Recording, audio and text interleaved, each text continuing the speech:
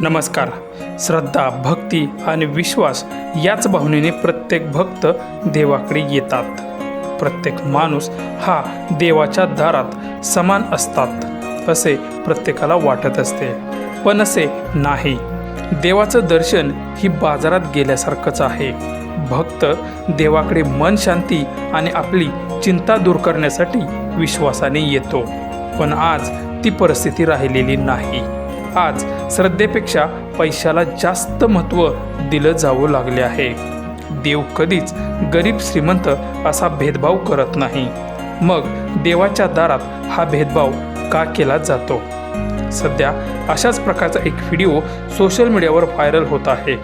महाराष्ट्रातील धार्मिक क्षेत्र म्हणून ओळखल्या जाणाऱ्या शनी शिंगणापूर येथून एक धक्कादायक प्रकार समोर आला आहे.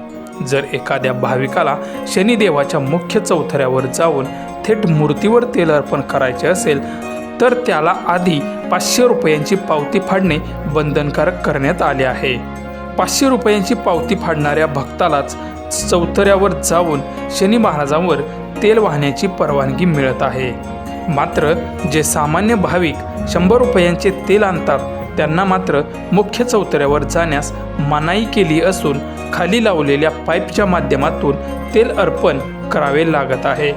देवाच्या दारात पैशाच्या जोरावर सुरू असलेल्या या VIP संस्कृतीमुळे आणि भेदामुळे सामान्य जनता मात्र तीव्र संताप व्यक्त करत असल्याचे चित्र दिसून येत आहे.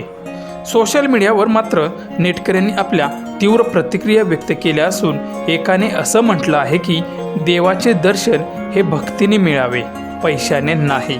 तर दुसऱ्याने श्रद्धा ही मनाची असते, ती पैशाने मोजता येत नाही.